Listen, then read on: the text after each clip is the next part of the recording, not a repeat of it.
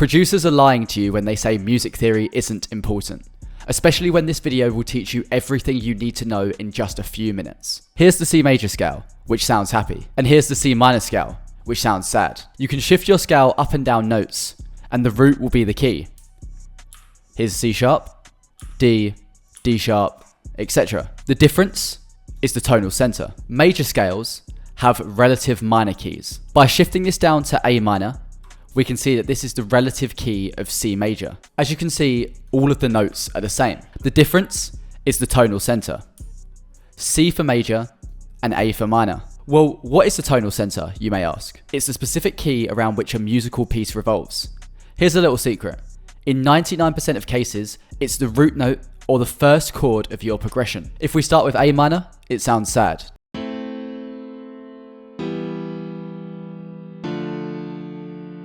If we start with C major, our melody sounds happy.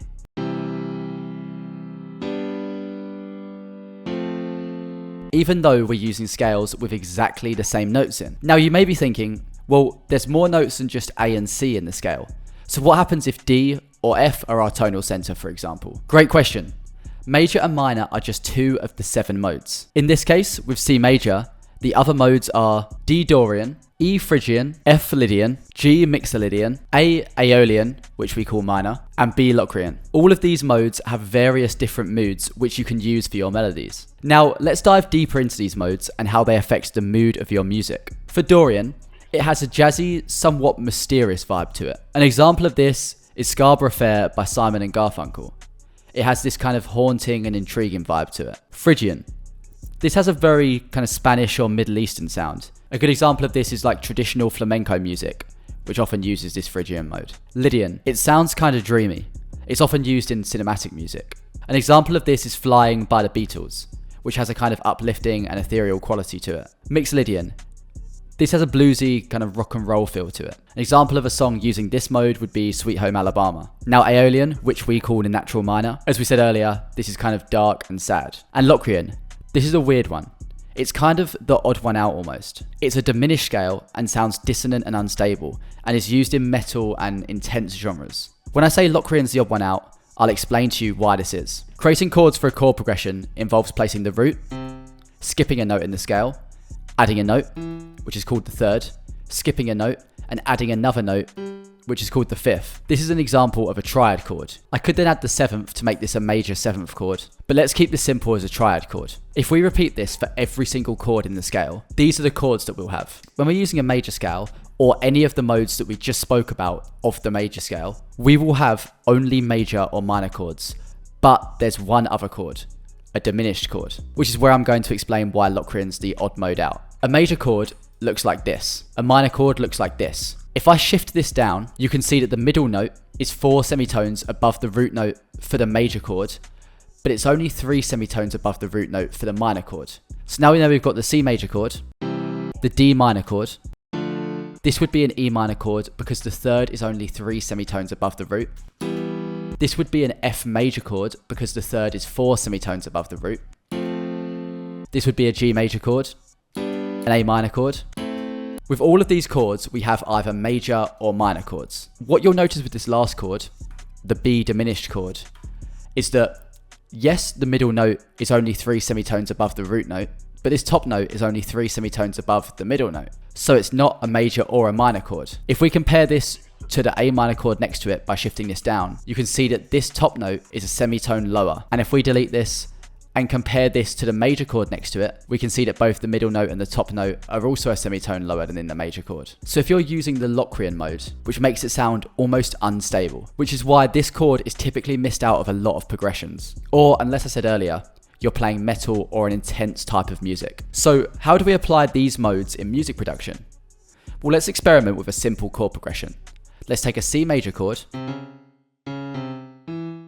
G major, A minor, and F major. This progression will sound happy and uplifting.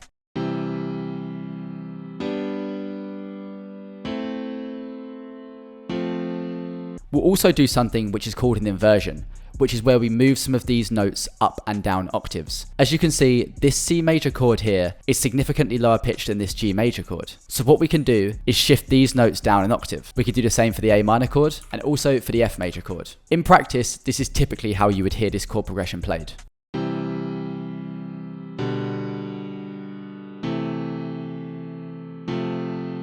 Now this progression sounds happy and uplifting. So let's try the same progression, but starting on A minor instead. We'll take an A minor chord, an E minor chord, F major, and D minor. But let's move some of these notes up and down octaves, which will give us this progression.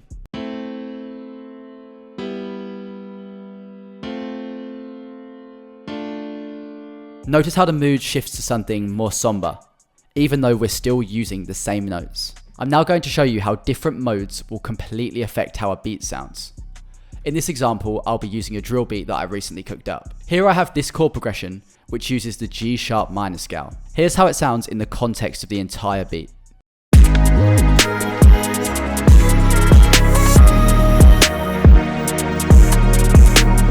Now, the relative major key for G sharp minor is B major. Now let's flip the same beat, but use the B major scale for the progression. For simplicity's sake, I've literally just changed the first chord from a G sharp minor chord to a B major chord. And this is the difference that it makes to the beat.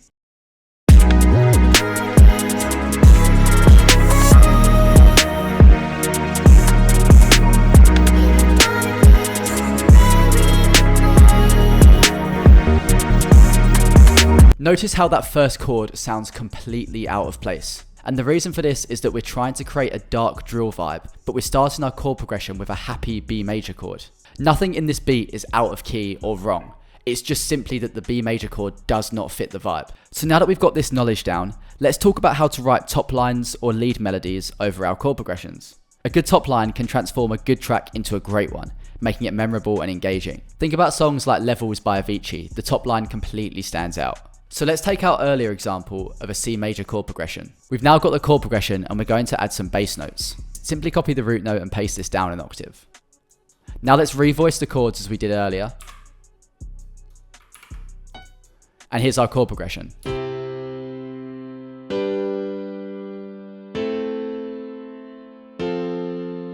A great way to start the top line is by using the chord tones. These are the notes that make up each chord. For C major, the tones are C, E, and G. For G major, they're G, B, and D. To make your melody more interesting, we can then add passing tones. These are the notes that connect the chord tones. For example, in the C major chord, the D note is a passing tone, and the F note is also a passing tone. Now, in terms of rhythmic variations, don't just play the same length notes. For example, a repetitive top line like this is just going to get boring. Try using syncopation, dotted notes, and rests to add interest. Now, phrasing is super important. A good rule of thumb is to have a call and response structure. You might have heard of this before. For instance, the first phrase might end on a high note, and the second phrase might answer it with a lower resolving note. Here's an example of call and response in my new track, Shut It Down.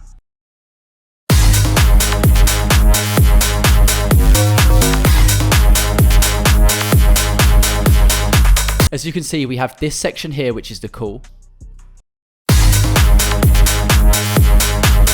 And this section here is the response. Next, use dynamics and articulation. Varying the dynamics, which is volume, and articulation, how the notes are played, to add expressiveness to your melody. You can use crescendos, which is playing notes that go up the scale, staccato, which are short stabs, and legato, which are longer notes, to add variation and emotional depth. So let's now create a top line. Here's what I've come up with.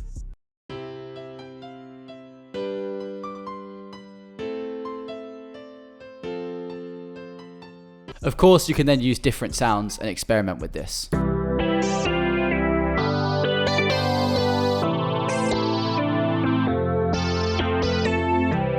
Although then again, sometimes playing simple melodies sounds better.